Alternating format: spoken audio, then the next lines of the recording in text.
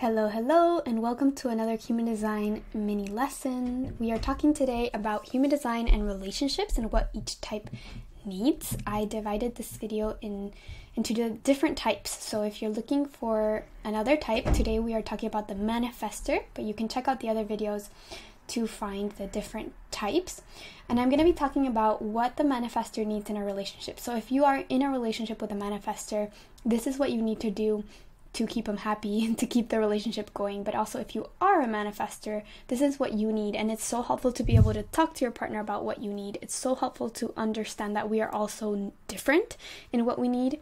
A lot of the times it's thinking that the other person feels the same way we do or needs the same things we do that makes things hard in a relationship. So I hope this can be very helpful for you to expand your relationship into a more loving space. So before we start with the manifestor's needs, I want to introduce myself. Hi, my name is Trini. I'm a self-knowledge guide and human design specialist. So you can check out the links below for more opportunities to learn with me. I'll go into a little bit further into those opportunities at the end of the video. But for now, I want to just thank you for being here. You can check me out at Trini Human Design on Instagram, where I post a lot of human design and self-knowledge content. Alright, so what does the manifestor need in his or her relationships? So one of the most important things to understand for a manifestor is that they are very independent beings. They're meant to be here acting by themselves. They have everything they need in their own energy field to make things happen. And so that makes them very independent, but it also gives them a huge need for freedom. So if a manifestor is feeling controlled, they're going to want out right away. And so it's so important for you, if you have a manifestor relationship, to give that manifestor freedom and power, to honor their freedom and power. They also need to, you also need to understand, that you need to wait to be initiated. The manifestor's natural way of acting, the manifestor's correct way of acting, is to initiate things. So it's probable that if you are dating a manifestor, that they started the relationship, and that's correct, and so they need to start things as well. You need to let them start things because that's their nature. Also, they don't do very well when you ask them questions, especially yes or no questions. So whereas the generator thrives when you ask them yes or no questions, the manifestor will feel controlled. So you want to avoid asking them lots of questions, and you can, change them for statements of, I'm wondering if, or I'm wondering what will happen if I move the table here, or I'm wondering how I'll look if I move the table here. And you're not asking for permission, but, you're not trying to control them. And this can be like, I'm wondering if you know what your week is going to look like next week, instead of what does your week look like next week, or can you tell me what your week looks like next week, or what are you going to do next week, because that feels a lot more controlling for them. And it's like little subtle changes, right? So their strategy, the manifestor strategy, is to inform. So of course, help them to know that it helps you so much when they inform you, not asking for permission, but when they inform you that they're going to do something. But at the same time, it also helps them when you inform them, because it keeps them in the loop of what's going on around them, especially if you're, in a relationship. That's probably one of the most important people in their lives, and so it helps them to know what's going on in your life so that they can take the necessary decisions, so that they can know when to initiate.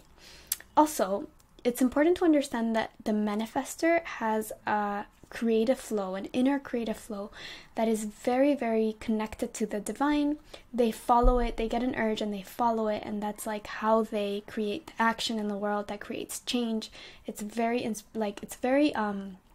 connected to the universal flow, and it's very quick, and they kind of need to take that action in the right moment.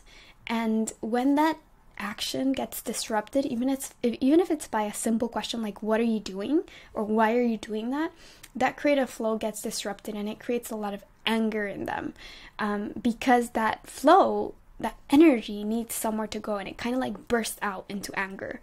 So it's important to first try to not interrupt when you see that they're kind of in something, and then also when anger does come out, because it is going to happen, to just respect that that's part of their process and not take it personally. It's also important with manifestors to work on trusting them, to work on not having to ask them everything about where they're going, about where they've been, about why they did this or why they did that, because that's just gonna make them feel like in a cage. It's gonna not make them, tap into their freedom and their power, and that relationship is just not gonna last. You have to also understand that they have an open sacral, which just means that, their sexual energies are going to be fluid. It's not going to be like this consistent sexual energy that's always going to stay the same.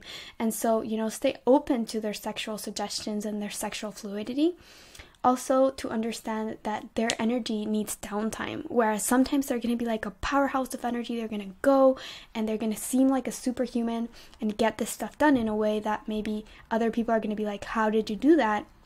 When they finish that action portion, they're going to need some rest time, and they're not designed to keep working sustainably in the traditional way. So that's important for you to honor, to understand, and even hopefully help them kind of tap into.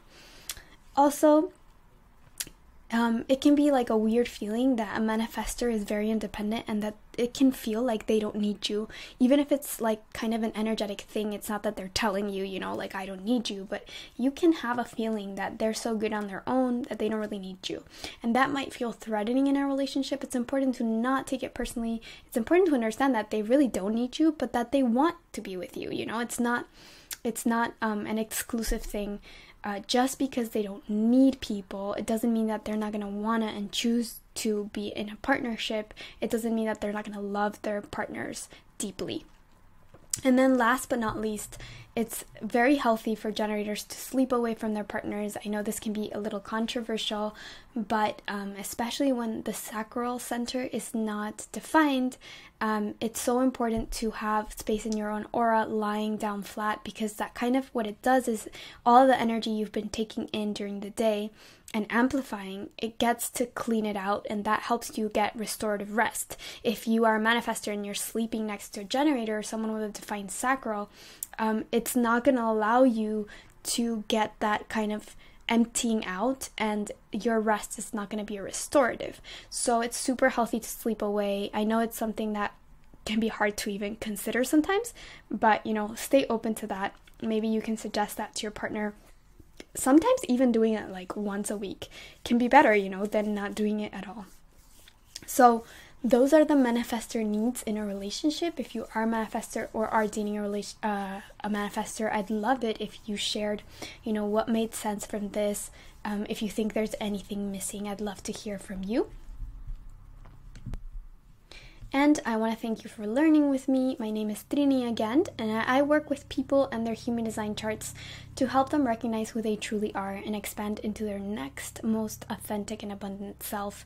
What I love the most is helping people to implement the information in their design into their lives, because we can all learn a bunch of info, we can read about our charts, but it doesn't start making a difference in our lives that is tangible until we can actually implement the behaviors and start making different decisions, or start making decisions differently. So that's something that I'm very passionate about. I have a mentorship program of 4 weeks, another one of 8 weeks.